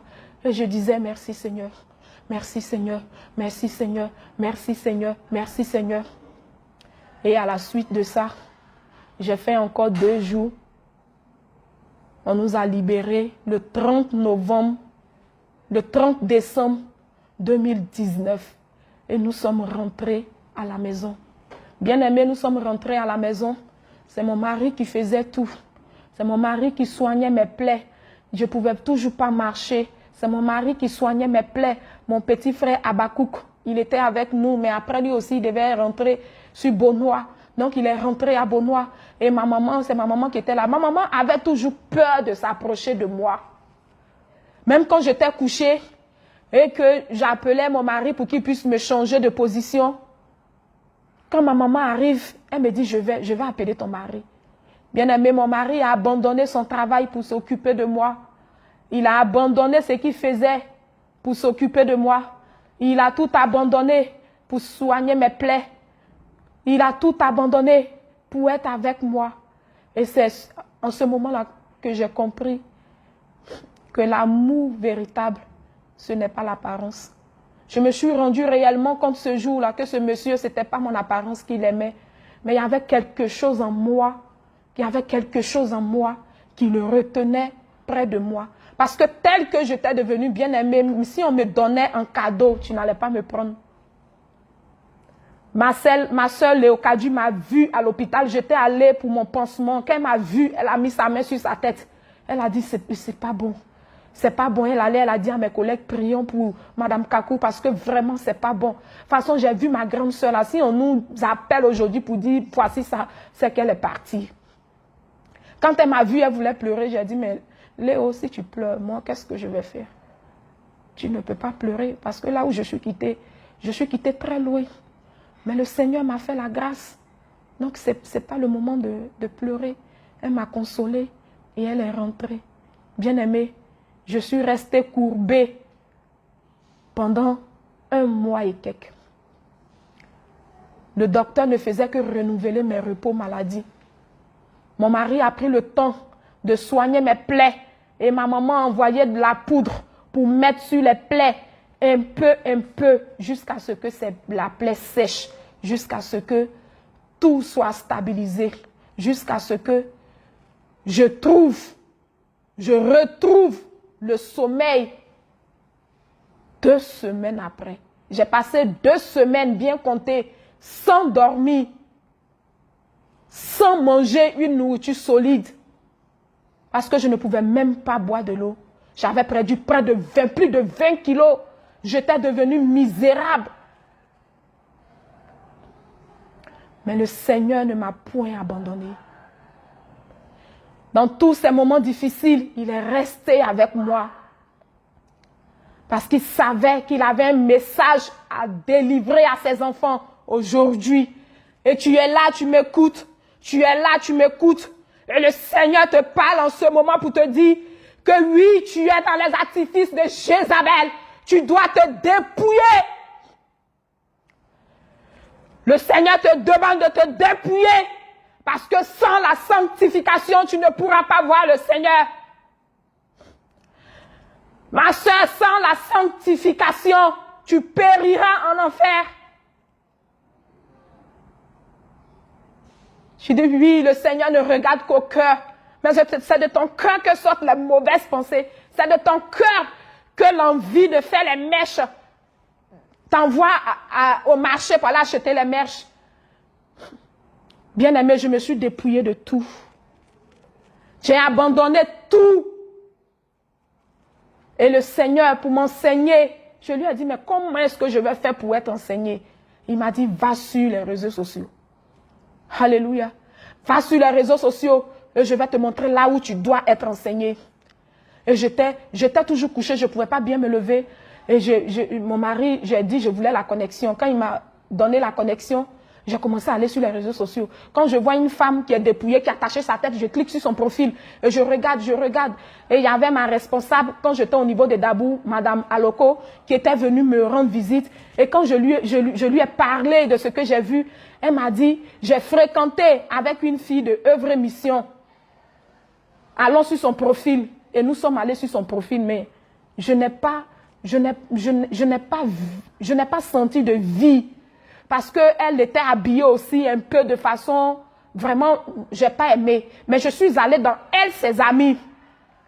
Et j'ai commencé à chercher. Et par la grâce du Seigneur, je suis tombée sur le profil de la sœur Marie Sibi. Ma sœur, le Seigneur t'aime. Marie Sibi, oui, le Seigneur t'aime. Parce que c'est sur ton profil qu'il a commencé à m'enseigner. Je suis allée sur le profil de la sœur Marie Sibi sans la connaître. Et j'ai commencé à défiler. Et c'est là que je suis tombée sur le profil du docteur Silas de Jésus revient. Et le Seigneur m'a dit, c'est ici que tu dois être enseigné. Alors j'ai continué à écouter les enseignements. Et j'ai écrit au docteur Silas en inbox pour lui dire, j'ai un souci de voile parce que dans mon service, je suis à la banque. Dans mon service, on ne met pas de voile. Et il m'a expliqué pour dire, quand tu es dans la ville, mets ton voile. Quand tu es en présence du Seigneur, mets ton voile. Mais si ton dress code n'autorise pas de voile, quand tu dois travailler, garde ton voile à côté. Si tu n'as plus personne ou bien tu sens le besoin de prier, prends ton voile et prie. Et j'ai dit d'accord. Il a dit, je vais t'ajouter à une page sur WhatsApp, la page des femmes saintes. Et là, tu pourras être nourri spirituellement. Et c'est comme ça que tout est parti, bien aimé. Je suis allée sur la page de femmes saintes et j'ai commencé à suivre les enseignements. Le Seigneur a commencé à m'enseigner sur le parfum. Et à chaque fois que je reçois un enseignement, bien aimé, je ne blâme pas les hommes de Dieu, je vais sur mes genoux. Et le Seigneur qui m'a racheté de l'ombre de la vallée de la mort, il me confirme. Il m'a dit, Péniel, je ne suis pas dans les parfums. Je ne veux plus que tu mettes de parfum sur toi. Alors j'ai obéi. Mais je ne sens pas mauvais. Bien-aimé, tu penses que si tu ne mets plus de parfum, tu vas sentir mauvais? Non, je ne sens pas mauvais. Alors j'ai arrêté les parfums et j'ai commencé à me laver avec du savon noir. Quand j'ai commencé toutes ces choses, j'ai commencé à écouter les enseignements et à les appliquer à ma vie. Le Seigneur va continuer encore à se révéler à moi, bien-aimé. Et cette fois-ci, un soir, j'étais couché, un léger sommeil, le Seigneur qui vient, qui me tape pour dire, Péniel, lève-toi et prie. Je me suis levée, j'ai prié un peu, je me suis recouchée. Il est revenu encore, il dit, je te dis de prier. J'ai prié encore. Ça a duré un peu et je suis allée me recoucher encore, il est venu. Et là, il me dit, dans ta famille, quand une personne âgée décède, il y a une tête qui accompagne cette personne. Quand je te dis de te lever, de prier, lève-toi et prie, car c'est ta tête qui va accompagner cette personne. Et là, je me suis levée, animée d'une colère sainte, et je suis rentrée dans la prière. J'ai prié. Je dis, je refuse, Seigneur. Actuellement, ma tête, c'est une tête qui est dépouillée. Une tête dépouillée ne peut point accompagner un païen dans le séjour des morts. Jamais ma tête ne va accompagner quelqu'un. Bien aimé, ce que je suis en train de te dire, c'est la vérité. C'est la vérité que je suis en train de te dire. Alors, lorsque j'ai fini de prier, je suis allée, je me suis couchée. Et quand je me suis couchée, il est encore venu Et là, il m'a réveillé, il m'a dit, lève-toi. Allons chercher ta tête. Et comme dans une vision, je me suis levée et il m'a pris par la main droite. Et nous nous sommes retrouvés, bien-aimés, à la morgue. Oui, dans la morgue de mon village. Quand tu rentres à la morgue de Beaunois, bien-aimé, il n'y a pas de forêt. Mais lorsque nous sommes rentrés à la morgue de Beaunois, il y avait une forêt. Et quand nous sommes rentrés dans cette forêt, il y avait des portes qui représentaient les familles. Et nous sommes rentrés. Quand nous sommes rentrés, bien-aimés, ça fait pitié. Quand tu n'as pas Jésus, tu es comme un poulet. À tout moment, on peut te donner en sacrifice. Et il y avait des têtes qui étaient alignées sur des étagères. Des têtes qui étaient noires. Et le Seigneur qui me disait, Péniel, tu vois les têtes qui sont en haut là, ces personnes-là sont déjà décédées. Et les têtes qui sont fraîchement coupées, ces personnes vivent encore, mais leurs têtes sont coupées. Et je regardais quand j'essaie de fixer les visages pour pouvoir détecter qui c'est, le visage se brûle. Parce que le Seigneur peut-être ne m'avait pas envoyé là-bas pour regarder c'est la tête de qui était là-bas, mais c'était ma tête qui intéressait le Seigneur. Mais j'ai dit, Père, je ne vois pas ma tête. Il a dit, mais ta tête ne peut pas être parmi ces têtes. Et il m'a dit, regarde. Quand je regardais, il y avait une autre étagère en bas. Et bien aimé, ma tête était dessus. Je suis en train de te dire la vérité. Ma tête était coupée et c'était couché là. Je ne sais pas si au moment où je me retrouvais là-bas, je parlais, mais je ne savais pas s'il y avait des têtes sur moi. Ma tête avait été coupée spirituellement et la tête était déposée là. Et lorsque j'ai soulevé la tête, bien aimé, il avait les mèches dessus. Il avait les maquillages. Il y avait même un fossile. Il y avait des boucles d'oreilles. Et j'ai dit au Seigneur, mais ça c'était moi. Seigneur, ce n'est plus moi. Parce que je suis maintenant une femme dépouillée. Ce n'est plus moi. Et le Seigneur qui me dit, oui, ce n'est plus toi. Et automatiquement, c'est comme si c'était une perruque qui était sur la tête. La perruque est tombée. Et il m'a donné, il a mis dans ma main un tissu comme du compresse blanc, tout blanc.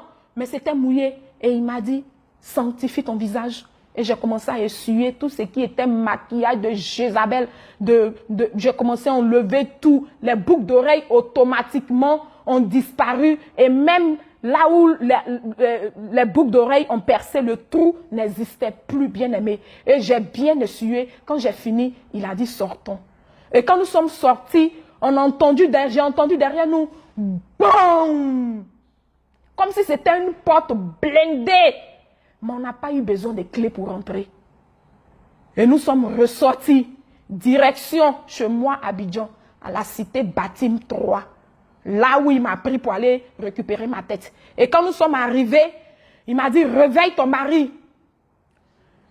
Et dis-lui de t'envoyer à l'hôpital pour faire le pansement. Et j'ai réveillé mon mari.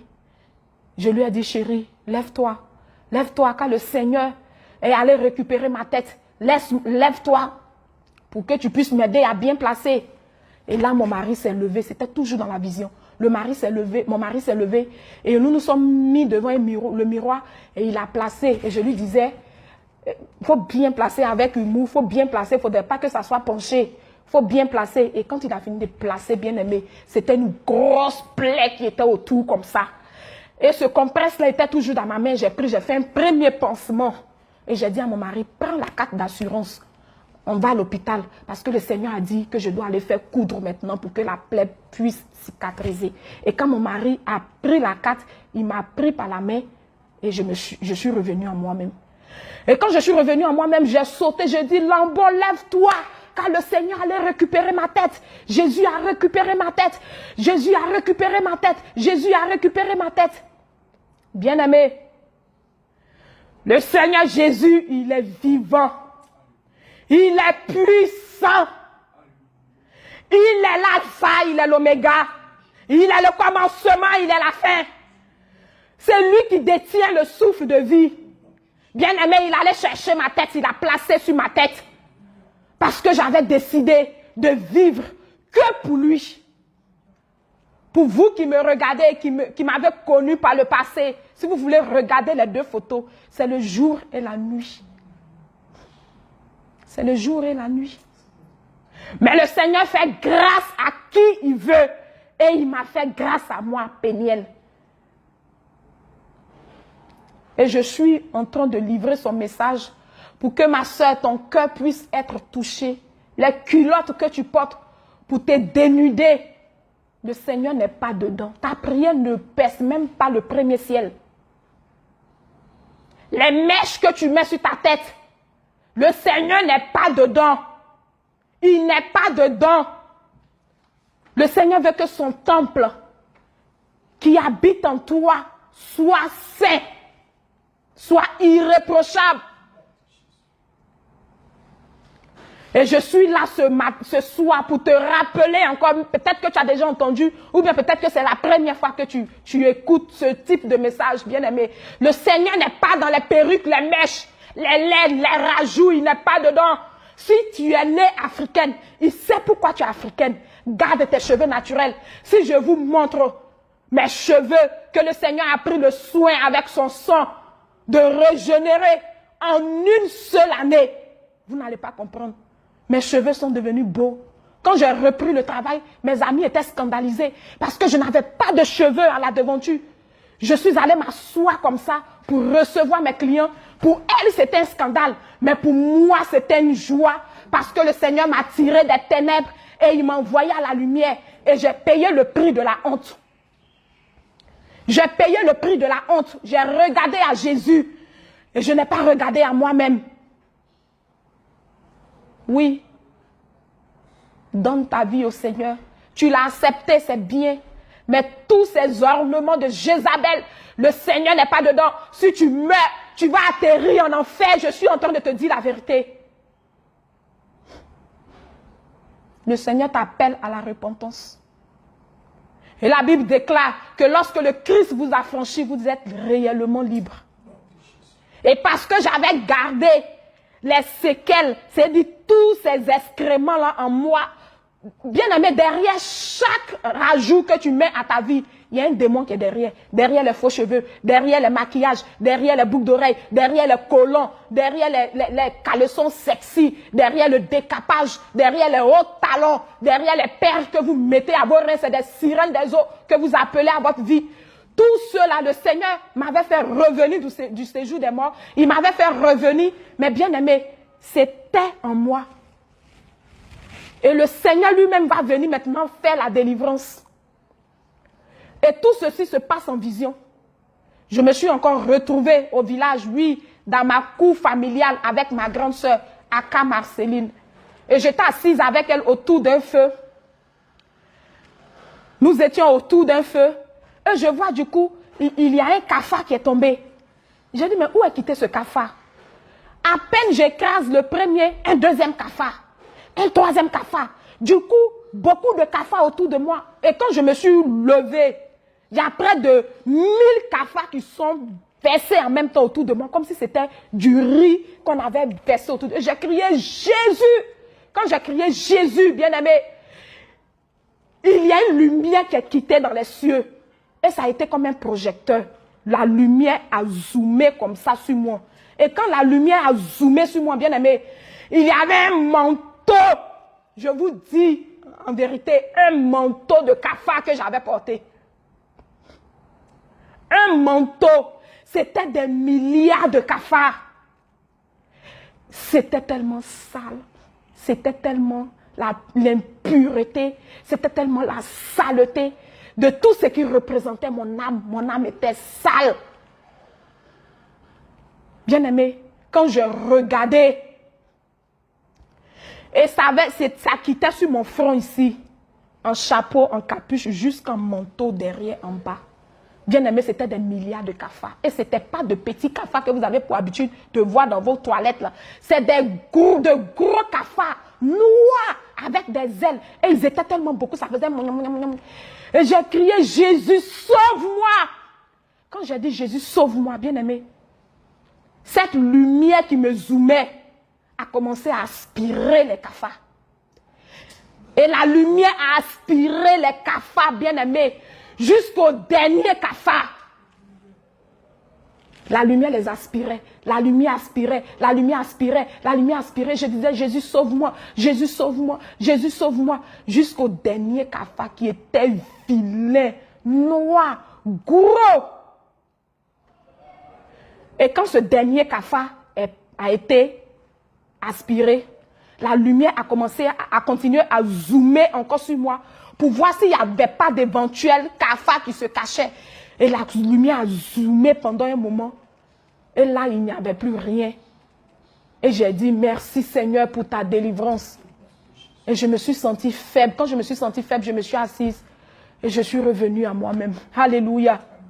Et le Seigneur qui va encore m'arracher des os parce que mes parents étaient des adorateurs d'eau. Ils nous envoyaient dans les forêts pour aller adorer les eaux. Cet esprit-là aussi était en moi. Et le Seigneur qui va me faire la grâce. J'étais assise avec une de mes collègues. Nous étions en train de parler. Et du coup, l'obscurité a envahi tout l'endroit. Et lorsque l'obscurité a envahi l'endroit, tout autour de nous, c'est devenu de l'eau. C'est comme si nous sommes retrouvés dans une rivière. Et tout le monde, tous ceux, même ma collègue, tous ceux qui étaient autour de nous étaient devenus des poissons. Et ils sautillaient dans l'eau. Ils se débattaient. Et j'ai crié, Jésus, sauve-moi. Quand j'ai dit, Jésus, sauve-moi, bien-aimé. Je ne suis pas venue m'asseoir ici ce soir pour vous raconter n'importe quoi. C'est ce que j'ai vécu que je suis venue vous raconter. C'était la sirène des eaux, Mami Wata en personne, qui m'est apparue. Mais chose bizarre, elle était sous l'eau. Je ne sais pas pourquoi, mais elle n'a pas pu sortir de l'eau. Et elle avait porté, mais elle avait une beauté extraordinaire, une beauté diabolique. Et tout son corps là, son tronc, c'était une queue de poisson qui scintillait dans l'eau, avec un bustier qui scintillait, qui scintillait. Et elle lève la voix contre la servante de l'Éternel Péniel pour lui dire, toi, tu devais travailler pour moi. Tu devais travailler pour moi, mais je ne sais même pas comment tu as fait pour m'échapper. Et je lui ai dit, c'est le Seigneur Jésus qui m'a racheté. Il m'a racheté à un grand prix. Et pendant ce temps, j'étais toujours dans l'eau et je n'arrivais, je me débattais, il disait, Jésus, sauve-moi. Et bien aimé, le Seigneur, pour délivrer ses enfants, il utilise toutes les voies qu'il veut. Bien aimé, ce sont les lucioles. Les lucioles, les bêtes qui brillent dans l'obscurité, là, ce sont des lucioles qui sont venues en milliers et qui m'ont enveloppé et qui m'ont tiré de l'eau. Et quand je suis sortie de l'eau, je voyais toujours Mami Wata qui était dans l'eau et qui disait, fais gaffe si tu retournes à tes vomis.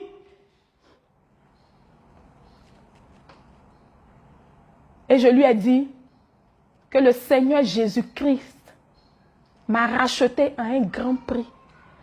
Il m'a dit, même si tu traverses les eaux, elles ne te submergeront point.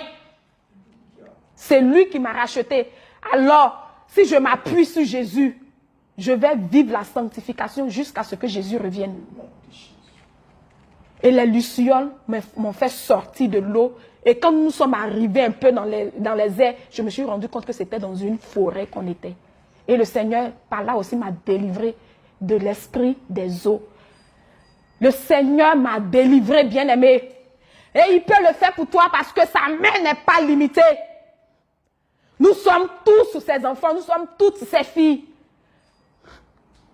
Ce qu'il a fait pour moi, il peut le faire pour toi.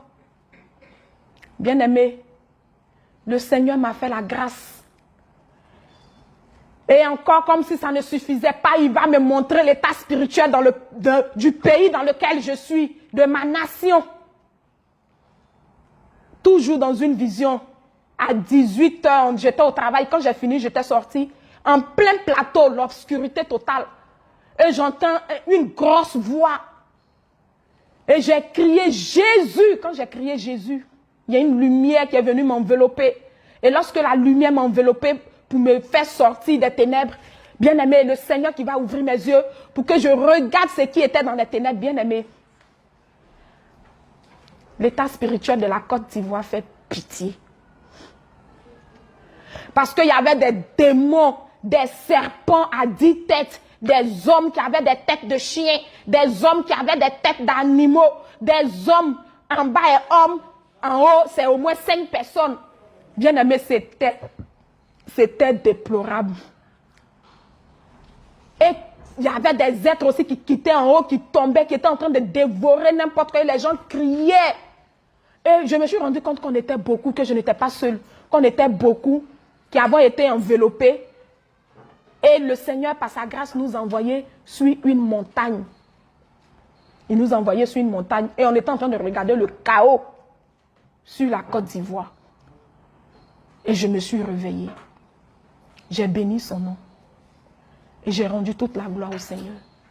Et puisque j'ai commencé à suivre maintenant, Jésus revient. Quand j'ai commencé à pouvoir marcher un peu, j'ai dit au Seigneur, il faut que je parte quand même les dimanches pour t'adorer. Et dans un songe, il m'a dit, va avec ton mari, mais ça sera temporaire. Quand le moment arrivera, je t'enverrai là où tu dois aller.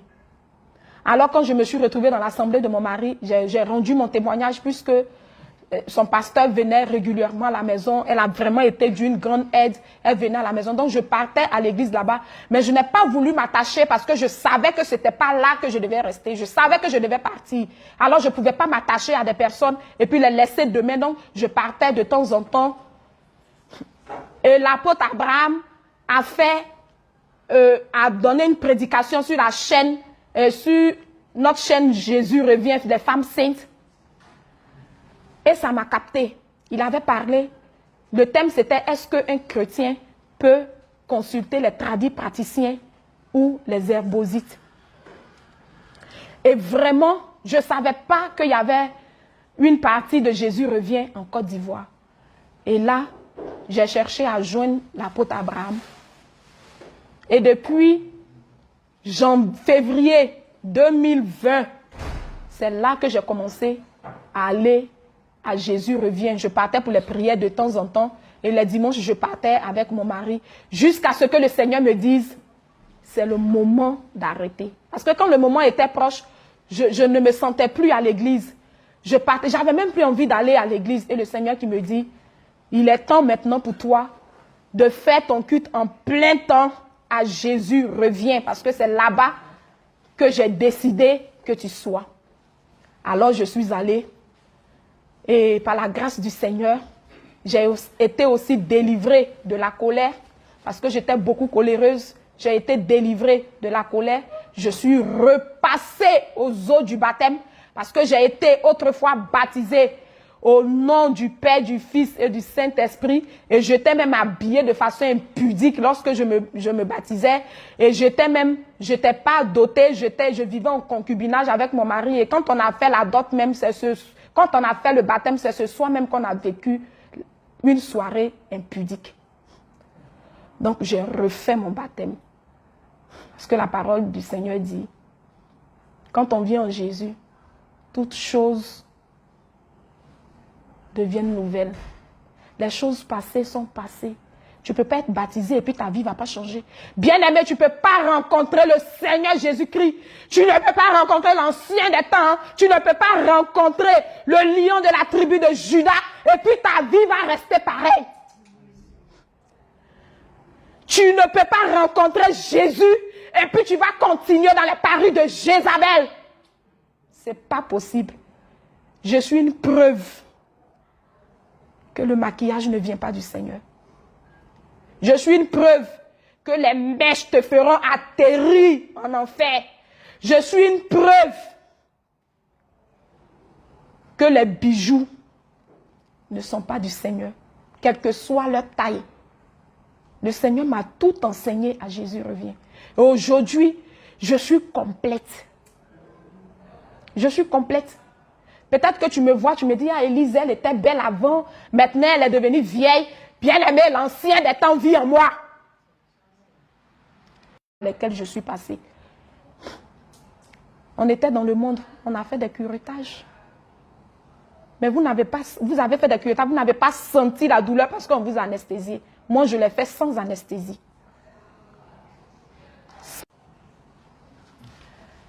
Donc, bien-aimé, tu ne peux pas adorer Jésus-Christ de Nazareth et avoir les dieux étrangers sur toi.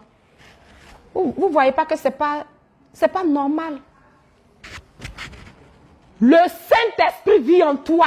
Ton corps est le temple du Saint-Esprit qui vit en toi. Tu ne t'appartiens pas à toi-même. Alors tu ne peux pas vivre selon tes désirs. Tu ne peux pas vivre selon tes désirs. Le Seigneur me fait la grâce. Aujourd'hui, je suis heureuse.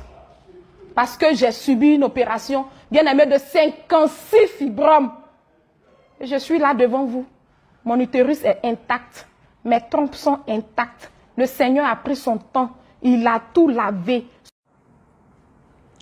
Shalom, shalom encore, bien aimé.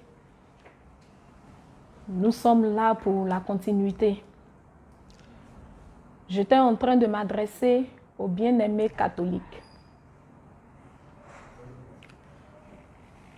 Toi qui es catholique, qui pense que le purgatoire existe. Bien-aimé, il faut garder ton argent. Le purgatoire existe, oui. Tu as raison, ça existe. Mais c'est en enfer que ça existe. Le Seigneur, il fait la grâce à qui il veut. Et il m'a fait la grâce de me montrer le purgatoire. Et comment ça s'est passé? Le Seigneur qui me dit, Péniel, viens. Je vais te faire voir, je vais te faire découvrir des choses cachées. Et il m'a envoyé à Cocody. Ça a commencé d'abord à Cocody, dans une école de filles. Il ne m'a pas donné le nom de l'école. Mais en Côte d'Ivoire, ici, il y a une seule école de filles à Cocody. Et c'est Sainte-Marie. Et on voyait toutes les filles de Sainte-Marie qui étaient en train de se droguer. Et le Seigneur qui me dit, Péniel, regarde. Il y a mes servantes parmi elles. Et elles se droguent. Elles sont des lesbiennes. Va et prêche. Dis-leur que ce qu'elles sont en train de faire là, ce n'est pas bon. Donc, toi qui as ta fille, ou bien qui as ta soeur, qui a Sainte-Marie, déjà, il faut commencer à lui parler.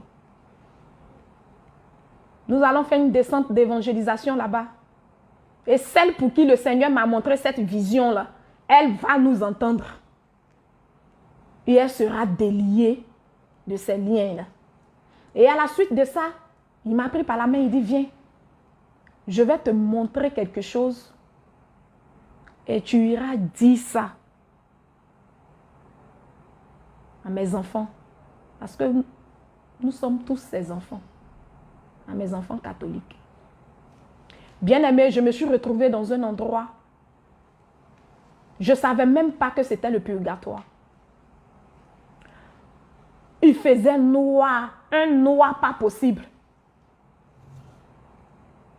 Et je disais, la peur avait commencé à m'envahir.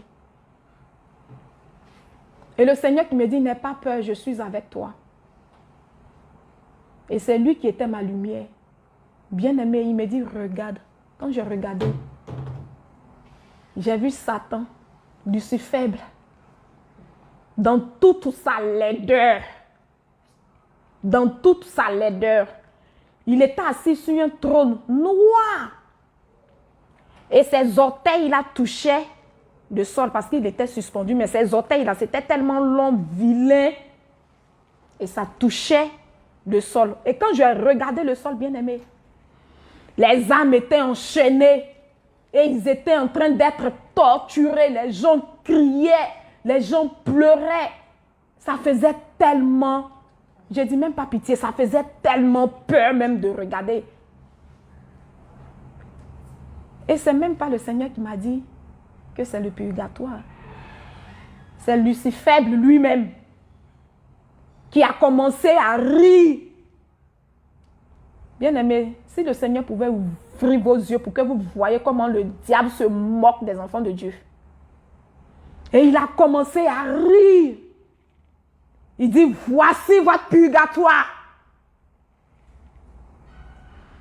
Voici votre purgatoire. C'est une de mes inventions. Je ne suis pas venue m'asseoir ici pour te raconter n'importe quoi. Je suis venue te dire la vérité pour que tu changes ta position. Sinon, si tu meurs, tu vas les retrouver là-bas. Et tu vas voir tes parents pour qui tu as payé toutes ces messes-là. Tu vas les voir en enfer. Et ils vont te montrer comment on paye messe. Il a dit, c'est une de mes inventions. Et il rit, gouah, gouah, gouah, gouah, gouah, gouah. Et il y avait 3 êtres vilains comme ça devant lui. Il a dit au premier, va et endurcis encore le cœur des catholiques. Pourquoi il a prononcé catholique? Si vos cœurs ne sont pas endurcis. Va et endurcis le cœur des catholiques. Le deuxième, il a dit, va et souille encore les marchés. C'est-à-dire tout ce qui se trouve sur les marchés est souillé. Ce n'est pas pure grâce. Et au dernier, il dit, va et endurcis le cœur des musulmans. Bien-aimé, moi, je n'ai pas demandé à voir. C'est le Seigneur qui m'a pris et qui m'a montré toutes ces choses. Vous qui dites que le purgatoire existe. Si tu penses que ce que je suis en train de te dire, c'est du mensonge, meurs. Meurs 2 minutes. Meurs 2 minutes. Tu vas te souvenir que j'ai regardé le témoignage d'une menteuse un jour. Déjà, ce n'était pas une menteuse. Ce qu'elle me disait, c'était la vérité. Bien-aimé, c'est une pure invention du diable. Pour se rire des enfants de Dieu. Toi qui es catholique, je n'ai rien contre toi. Mais le Seigneur t'appelle à la repentance. Jésus-Christ t'appelle à la repentance. Le roi des rois t'appelle à la repentance. Abandonne cette voie qui mène au purgatoire, qui est un département en enfer. Que le Seigneur Jésus vous bénisse. Et il va aussi me montrer les coiffures que lui, il n'est pas dedans. Toutes les coiffures que j'avais pour habitude de faire quand j'ai commencé à entretenir mes cheveux n'étaient pas du Seigneur. Et c'est comme si j'avais enregistré toutes ces coiffures-là. À chaque fois que je faisais une coiffure, c'est comme si je faisais la photo et que j'archivais. Et j'étais en train de regarder. Quand je passe comme ça, j'entends une voix derrière moi. C'est ma coiffure. Deuxième fois, c'est ma coiffure. C'est ma coiffure. Et quand la personne crie, c'est ma coiffure, il y a des chiens qui aboient. Wou, wou, wou, wou, wou, wou. Je dis, mais c'est quoi ça? Et quand je suis arrivée sur une coiffure, sur les coiffures que j'ai commencé à faire, depuis que j'ai suivi les enseignements de comment est-ce qu'une femme chrétienne, née de nouveau, dépouillée, qui ne vit pas selon la chair, doit entretenir ses cheveux. Quand je suis arrivée, si cette partie de ma vie, les coiffures que j'ai commencé à faire à partir de ce moment-là, quand je vais sur la photo, je n'entends pas de voix. Et quand je regarde derrière moi, bien aimé, voici Jézabel dans toute sa beauté diabolique, assise avec des chiens autour d'elle. Et quand je l'ai regardée comme ça, j'ai fait marche arrière, je suis allée sur une autre coiffure, elle dit, c'est ma coiffure. Bien aimé, tout ce qui est fantaisiste ne vient pas du Seigneur. Si tu penses que je suis en train de te raconter n'importe quoi, va sur tes genoux. Va sur tes genoux. Mais d'abord, il faut que tu sois dépouillé pour que le Seigneur te révèle la vérité. Parce que si tu es toujours dans tes parures, tu ne verras rien. C'est Lucifer qui va venir t'enseigner. Et son enseignement qu'il va te donner, là, ça va te faire atterrir en enfer, sans passeport, sans corridor. Bien-aimé, le Seigneur prend plaisir dans tout ce qui est simple. Et quand Jézabel réclamait certaines coiffures et qu'elle était bouche bée devant d'autres coiffures, j'ai posé la voix au Seigneur, mais j'ai dit, mais Seigneur, pourquoi est-ce que cette coiffure-là, celle qui est derrière là-bas, là, pourquoi elle ne dit pas que c'est sa coiffure? Le Seigneur dit, mais c'est parce que c'est ce que je veux que mes filles mettent sur la tête. Ce qui est à moi ne peut point être réclamé par les ténèbres. Et ce qui est dans les ténèbres aussi, je ne veux pas que vous mettez ça sur votre tête. Bien-aimés, voici les coiffures que Jézabel a refusées. Les cheveux simples qu'on prend en chignon ici. Jézabel n'a pas dit un mot. Des nattes simples. Jézabel n'a pas dit un mot. La coiffure de l'Antiquité, de nos mamans qu'on appelle les longs.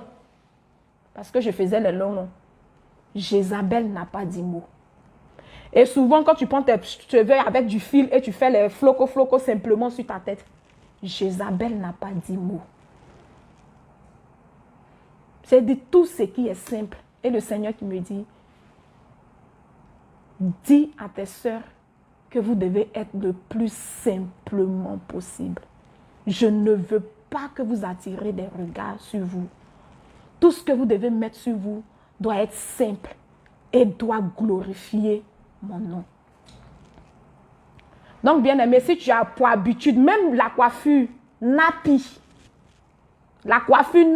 j'avais fait une coiffure nappy où j'avais natté les côtés et fait nappy un peu en tectonique façon Jézabel a crié pour dire c'est sa coiffure. Une chrétienne ne peut pas mettre des choses comme ça sur sa tête. Moi, mon âme a accepté parce que je sais là où je suis quittée. Mais le Seigneur ne peut pas nous envoyer, nous tous, là-bas en même temps. Il envoie certains pour venir vous donner des messages. Père, je sais que ceux par qui, Seigneur, tu devais saisir, ceux qui sont encore dans le monde, que tu devais saisir de par mon témoignage, Père. Père, ceux qui regardent, Seigneur, tu les saisis au nom de Jésus. Que ceux qui ont encore le cœur endurci, Père, de parce que tu m'as dit, Péniel qui veut dire ta face. Tu as dit ma face, va et dis-leur que je ne suis ni dans les mèches, je ne suis ni dans les boucles d'oreilles, je ne suis ni dans les maquillages, je ne suis ni dans les perles-oreilles, je ne suis ni dans les vanias, je ne suis ni dans les hauts talons, je ne suis ni dans les dessous sexy, je ne suis ni dans les soutiens sexy, je ne suis ni dans toutes ces choses abominables. Va et dis-leur qu'elles sont mon temple, vous êtes mon temple et le temple doit demeurer saint. Père, je livrerai le message. Abba Père, j'ai livré le message que celui que tu dois saisir de par ce message, Père, saisis-les. Ceux qui doivent être saisis, saisis-les comme tu m'as saisi moi. Saisis-les comme tu m'as saisi et tu as pris le temps de m'enseigner, tu as pris le temps de me façonner. Oui, par ton groupe de réveil que tu as créé, qui est Jésus revient, que tu as mis sur pied.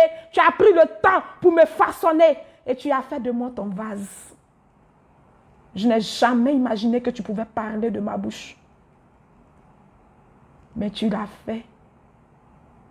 Et tu as mis le temps pour tout mettre en place, pour enlever tout ce qui était débris, pour enlever tout ce qui n'était pas de toi, pour enlever tout ce qui était ténèbres, pour enlever tout ce qui ne glorifiait pas ton nom.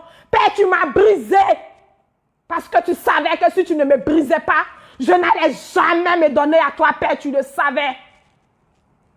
Et tu m'as tendu à ce carrefour, oui, à ce carrefour, où je n'avais plus le choix que de crier, oh, à toi, oui, fils de David. Je n'ai pas eu de choix que de crier à toi. Oui, tu as dit, tu m'as dérangé. Et tu es descendu de ton trône. Oui, pour moi. Tu m'as aimé. Et tu m'aimes, Seigneur. Alors que j'ai passé toute ma vie. J'ai passé, Père, la grande partie de ma jeunesse, Seigneur, à dénuder ton temple, à souiller ton temple. Je te demande pardon. Tu as décidé de me façonner. Fais ce qui te semble bon. Fais ce que tu veux de moi. Je suis ton vase, je suis ton vase, je suis ton vase. Et je parlerai de ta part. Je suis pour toi. Oui, je suis pour toi. Je suis à toi. Père, je t'ai dit, quand je faisais mon alliance avec toi, j'ai dit, Seigneur, je ne veux plus vivre dans la chair. Parce que la chair m'a conduit à la mort. La chair a été ingrate car elle m'a lâché. Elle m'a lâché, j'étais devenu méconnaissable. La chair m'a lâché. La chair que j'ai pris le temps. Avec mon argent, j'ai stressé mon mari pour me donner de l'argent. Pour chérir cette chair, la paix. La chair m'a lâché. La chair que j'ai décapée, elle a noirci pour donner l'état réel de ce que tu avais créé. Parce que ta création est la perfection. Je bénis ton nom, toi qui es le Dieu grand. Oui, parce que je t'ai attaché à mon alliance, Père. À cette alliance avec des diamants sataniques dessus. Oui, mais tu l'as enlevé toi-même. Tu as dit, Péniel, lève-toi, brûle. Quand tu finiras de brûler, une décharge passera et tu jetteras par-dessus. Oh, je pensais que c'était faux. Père, mais quand j'ai commencé à brûler, j'ai brûlé jusqu'à ce que tu me dises, Péniel, c'est bon. Dès que j'ai ramassé la décharge, c'est présenté au Dieu de gloire. Et j'ai jeté mon alliance parce que tu n'es pas dans les alliances. La meilleure alliance, c'est avec toi. Merci, Jésus. La meilleure alliance est avec toi. Le Seigneur veut faire une alliance avec toi. Pas l'alliance du monde. Non, pas l'alliance du monde. Non, pas cette alliance. Il a versé son sang à la croix pour toi. Il a versé son sang. Il a versé son sang.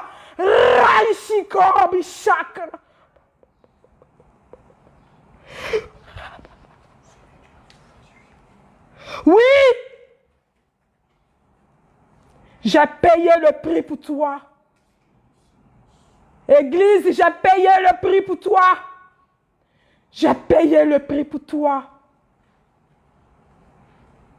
Oui, je suis ton Dieu. Je suis ton Dieu. Je suis ton Dieu. Je suis Jésus-Christ de Nazareth qui a payé le prix à la croix. J'ai eu la douleur. Oui, la douleur pour te racheter. Alors enlève du dessus de toi les dieux étrangers. Enlève les dieux étrangers de mon temple. Enlève les dieux étrangers de mon temple. Et ta prière montera à moi comme un parfum de bonne odeur.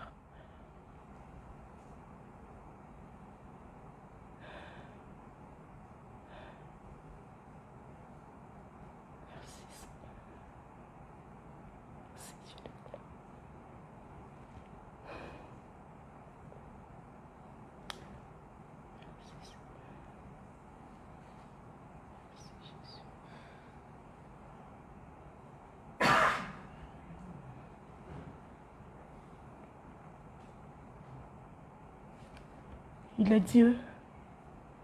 Il est Dieu. Il est Dieu. Père, tu es Dieu. Abba Père, tu es Dieu. Ancien des temps, tu es Dieu. Lion de la tribu de Juda, tu es Dieu. Tu es Dieu. Tu es Dieu. Tu es Dieu. Tu es Dieu. Tu es Dieu. Tu es Dieu. Et tu resteras éternellement Dieu.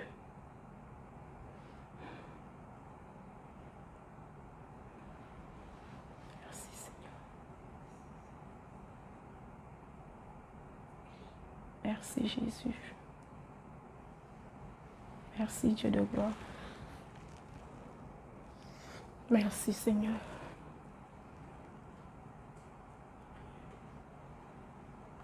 Par lui je vis, alléluia. Je vis, alléluia. Je vis, oh gloire à Dieu. je vis, alléluia. Je vis, alléluia. Je vis, oh gloire à Dieu. Merci Dieu de gloire. Merci pour vous tous qui avez suivi mon témoignage. Ainsi prend fin mon témoignage. Et sachez que ce que le Seigneur a fait pour moi, il peut le faire pour vous. Sa main n'est pas limitée.